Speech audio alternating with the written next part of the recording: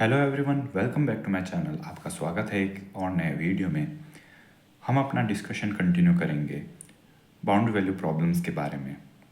आज हम देखेंगे non homogeneous Sturm Liouville boundary value problem को हम कैसे सॉल्व कर सकते हैं ग्रीन्स फंक्शन की हेल्प से। ग्रीन्स फंक्शन टेक्निक के बारे में हम आज जानेंगे। तो आइए शुरू करते हैं। Green's function technique can be used to solve ordinary linear differential equation of any order with certain boundary conditions. इस टेक्निक की खूबसूरती ये है कि इसे हम किसी भी ऑर्डर की डिफरेंशियल इक्वेशन को सॉल्व करने के लिए यूज़ कर सकते हैं जब हमें बाउंड्री कंडीशंस गिवन हो। और ये काफ़ी सिमिलर है method of variation of parameters से। Method of variation of parameters का एक वीडियो मैंने डाल रखा है, इसका लिंक ऊपर फ्लैश हो रहा होगा या फिर आपको इसका लिंक डिस्क्रिप्शन में भी मिल जाएगा, आप जाकर उसे देख सकते हैं। Now we have Sturm Liouville boundary value problem as d by D x of p x d Y by D x plus q x y equals to f x. ये हमारे पास non homogeneous Sturm Liouville problem है जिसके की boundary conditions हमें 2 और 3 के through given है। ये हम कई बार देख चुके हैं, जहाँ पर a1 a2 b1 b2 constants हैं, p x p dash x q x f x continuous होंगे interval closed interval a comma b में, and p x is greater than 0 because अगर पी एक्स 0 होता है तो हमें सेकेंड ऑर्डर डेरिवेटिव मिलेगा ही नहीं। नाउ वन को हम लिख सकते हैं P D square Y by D x square plus P prime D Y by D x plus Q Y. यहाँ पर हमने इस ब्रैकेट को ओपन किया है और u इंटू वी रूल की हेल्प से हमने डेरिवेटिव फाइंड किया। हमने पूरी इक्वेशन को p से डिवाइड किया तो हमें मिला D square Y by D x square plus P prime upon P D Y by D x plus cube upon P Y equals to F upon P. इसे हमने नाम दिया equation 4। Now we assume that the corresponding homogeneous problem has only non-zero trivial solution and applying method of variation of parameters solution of 4 is। अब हमने assume किया कि इसके corresponding जो भी homogeneous problem होगी उसका अगर trivial solution होगा तो वो भी non-zero ही होगा। और हमने variation of method of parameters की help से इसका solution assume किया y(x) is equals to c1x ux plus c2x vx। Method of variation of parameters में हमें इसी टाइप का सॉल्यूशन मिलता है जहाँ पर u एंड v इक्वेशन 1 के कॉरस्पॉन्डिंग जो भी होमोजीनियस प्रॉब्लम मिलेगी हमें उसके सॉल्यूशंस हैं, दो लीनियर इंडिपेंडेंट सॉल्यूशन हैं। Where ux, vx are linear independent characteristic function of corresponding homogeneous of equation 4 such that ux satisfies boundary condition 2 and vx satisfy boundary condition 3। अब हमने ux और vx को कुछ इस तरीके से माना है कि ux जो है वो बाउंड्री कंडीशंस 2 को सेटिस्फाई करे, यानी कि ux इक्वेशन 2 को सेटिस्फाई करे एंड vx इक्वेशन 3 को सेटिस्फाई करेगा।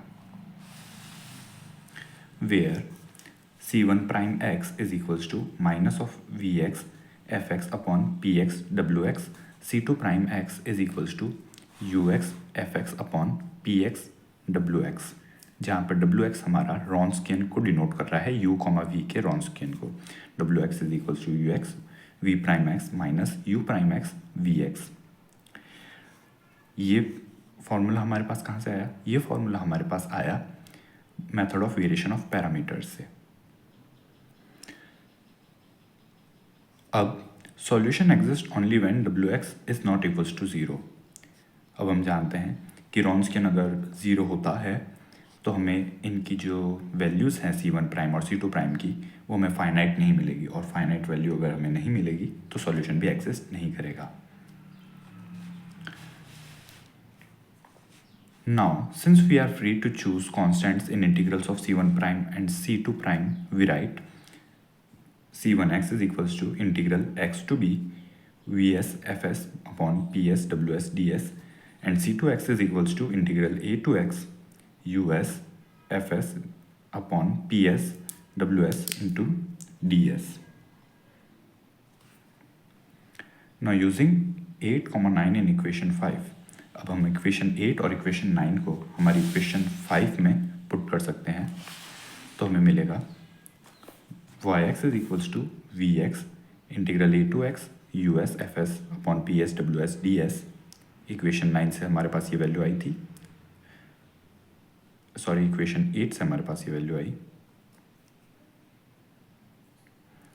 इक्वेशन 8 से हमें जो वैल्यू मिली वो हमने यू एक्स के साथ में c1x की वैल्यू रख दी, एंड इक्वेशन 9 से हमें जो वैल्यू मिली वो हमने वी एक्स के साथ में रख दी।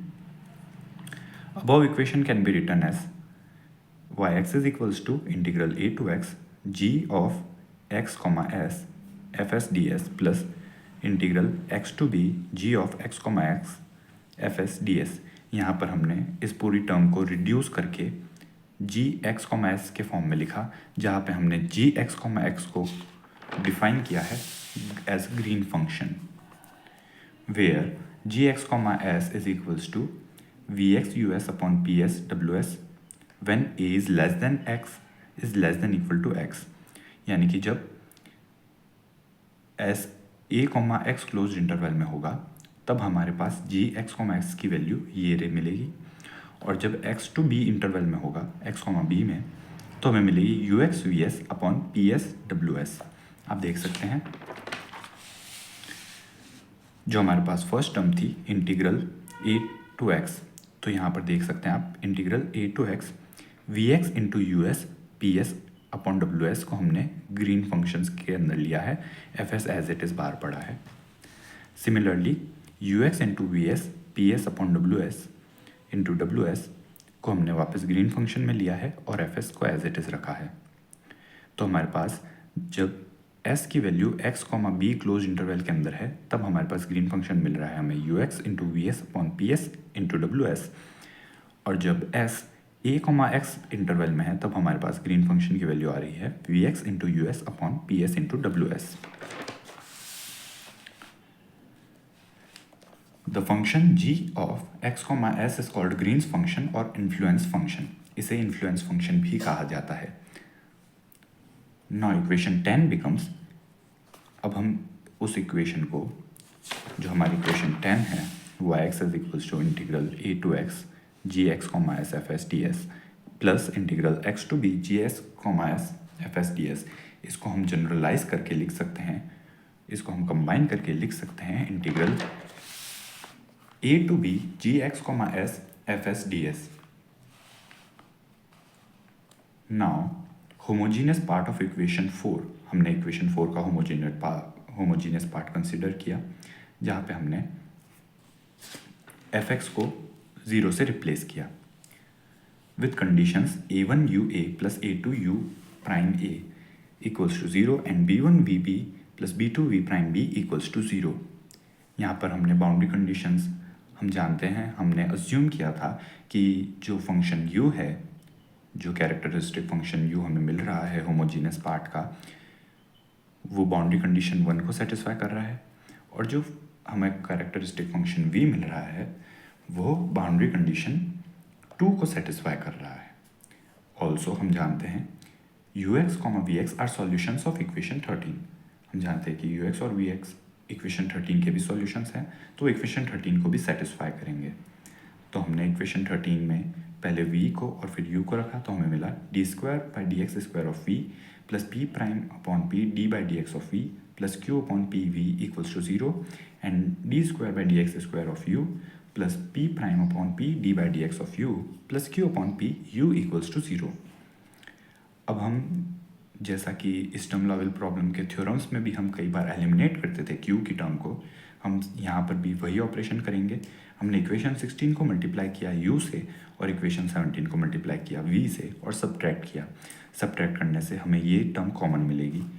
यहाँ पर हमारे पास टर्म बनेगी q upon P U V, यहाँ पर भी हमारे पास टर्म बनेगी q upon P U V, because हम यहाँ पर v से मल्टीप्लाई कर रहे हैं और यहाँ पर u से, तो हमारे पास ये टर्म कैंसल आउट हो जाएगी और हमारे पास बचेगा u D square we by D x square, क्योंकि हमने यहाँ पर u से मल्टीप्लाई किया इक्वेशन 16 को, minus v D square U by D x square plus p prime upon p हमारे पास कॉमन आया और बचा u D we by D X minus v D you by D X. इस equation को हम एक्सपेंड करेंगे और फिर सिंप्लीफाई करेंगे। तो हमने u D square we by D x square को लिखा u d by D x of d we by D x, और हमने एक टर्म ऐड और सब्ट्रैक्ट की।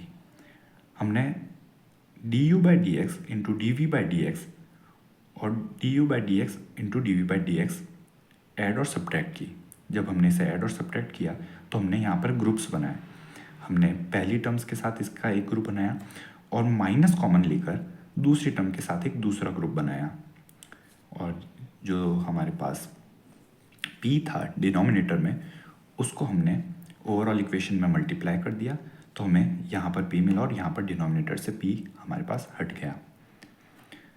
अब हम देख सकते हैं कि यहाँ पर हमें u इंटू वी रूल मिल रहा है। u d upon d by D x of d we by D x. Next term है हमारे पास d we by D x as it is d you by D x, यानी कि ये हमें मिल रहा है u into d we by D x का डिफ्रेंशिएशन। सिमिलरली अगर आप इस टर्म को देखें तो हमें मिल रहा है v D by D x of D you by D x, और सेकेंड टर्म है D you by D x as it is D we by D X. तो यानी हमें यहाँ पर मिलेगी v D you by D x का derivative, जो कि हम देख सकते हैं इन टर्म से सिमिलर है। तो हमारे पास नेक्स्ट स्टेप में हमें मिला p of d by D X U D we by D X minus d by D X V D you by D x plus p prime u D we by D X minus V D you by D X equals to 0। अब यहाँ पर हमने इन दोनों terms में से differentiation को, derivative को हमने d बाई डी एक्स को हमने कॉमन लिया। हमारे पास बचा u v prime minus v u prime, इसे हमने शॉर्ट में लिखने के लिए लिखा, plus d by D x of p u v prime minus v u prime. Again हम देख सकते हैं हमारे पास यहाँ पर वापस से u इंटू वी रूल वाला फॉर्मूला यूज़ होगा, और हमारे पास नेक्स्ट स्टेप में आएगा d by D x of p into u v prime minus v u prime equals to 0. Now this is possible only when this whole term is a constant, because we know that differentiation of a constant is 0. हम जानते हैं कि differentiation सिर्फ constants का ही 0 होता है, तो ये टर्म constant मिलेगी हमें। जब हम इसे इंटीग्रेट करेंगे तो हमारे पास मिलेगा px इंटू डब्ल्यू x equals to constant, because हम जानते हैं u v prime minus v u prime u comma v का रॉन्स्कियन होता है। So we get px into डब्ल्यू x equals to constant equals to c, यहाँ पे हमने c कॉन्स्टेंट लेट किया, for all x belongs to a comma b। तो हमारे पास सॉल्यूशन है इक्वेशन 1 का, वो बचा yx equals to integral a to b g of x comma s f S D s, where g of x comma s जो कि हमारा Green's function है वो कुछ इस प्रकार से है vx into U S upon c for a is less than equal to s is less than equal to x, and u x V S upon c x is less than equal to s is less than equal to b, जहाँ पर c है हमारा px into डब्ल्यू x. अब हम देखते हैं, अब हम प्रूफ करेंगे, अब हम ये चेक करेंगे कि जो हमारा सॉल्यूशन है, जो हमने ऊपर yx का जो सॉल्यूशन लिखा ग्रीन्स फंक्शन की हेल्प से, वो हमारी ओरिजिनल इक्वेशन की जो बाउंड्री कंडीशंस है उनको सेटिस्फाई कर रहा है। आइए देखते हैं। तो yx को हमने इक्वेशन 10 की हेल्प से लिखा। हम जानते हैं हमारे पास इक्वेशन 10 कुछ इस तरीके से थी, और इससे पहले वाली जो इक्वेशन है उसकी हेल्प से हम yx को लिख सकते हैं yx is equals to we x integral a to x u s into f S D s upon c plus u x integral x to b v s F S upon c d s. यहाँ पर c हमारे पास p x into डब्ल्यू x है,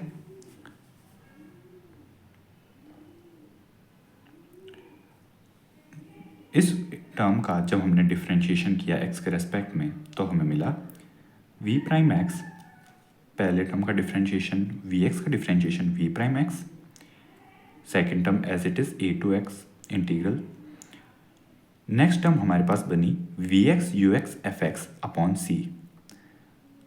अब ज़रा इसे समझने की कोशिश कीजिए। हमने जब डिफ्रेंशिएशन किया तो हमने vx को एज इट इज़ vx को पहले डिफ्रेंशिएशन कर दिया u इंटू वी रूल की हेल्प से।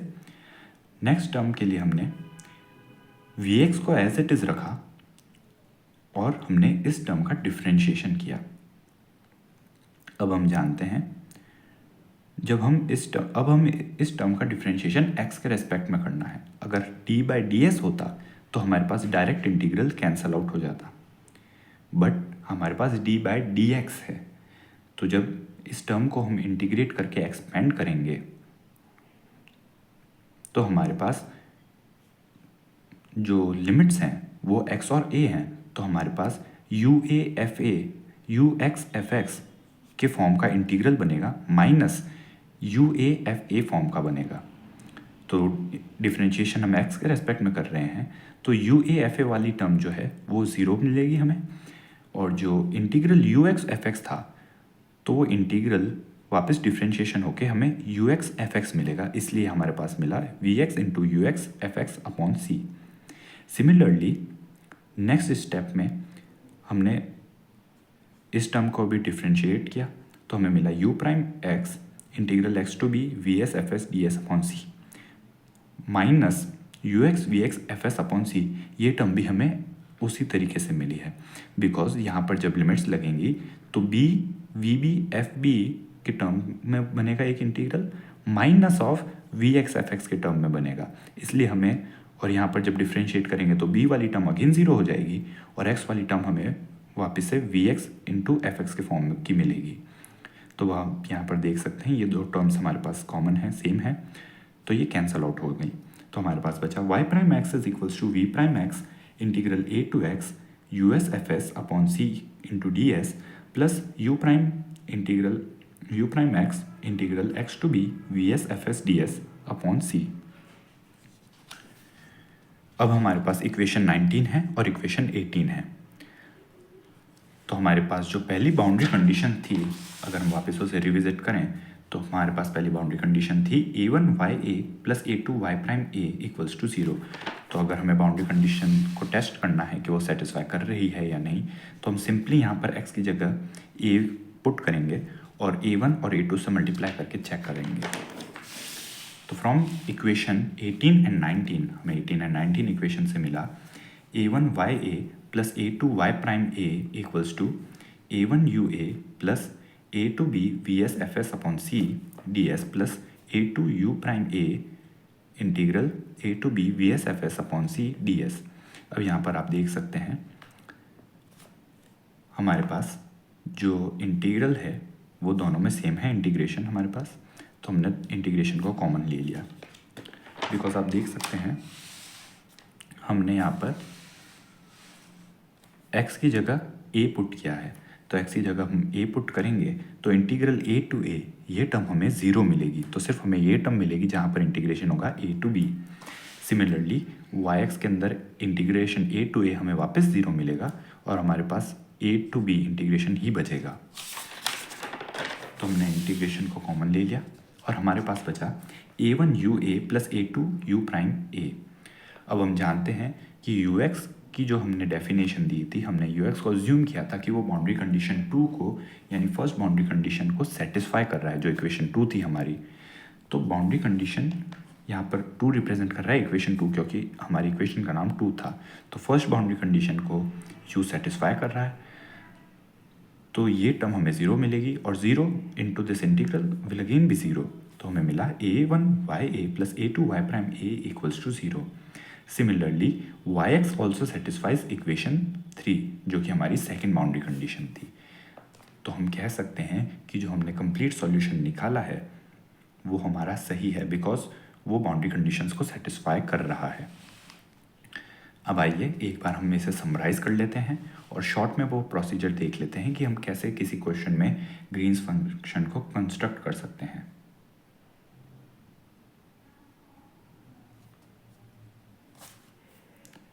तो आइए हम इसे प्रोसेस को समराइज करते हैं और देखते हैं कि हमें किसी क्वेश्चन में अगर ग्रीन्स फंक्शन कंस्ट्रक्ट करना है तो वो हम उसे कैसे कर सकते हैं।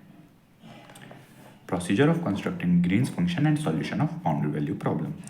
तो हमारे पास जो भी बाउंड्री वैल्यू प्रॉब्लम है वो स्टर्म लॉवेल फॉर्म की है और कुछ इस तरीके से दी जा रही है d/dx of px dy/dx plus qx y equals to fx। with boundary conditions a1ya plus a2y prime a equals to 0 and b1yb plus b2y prime b equals to 0.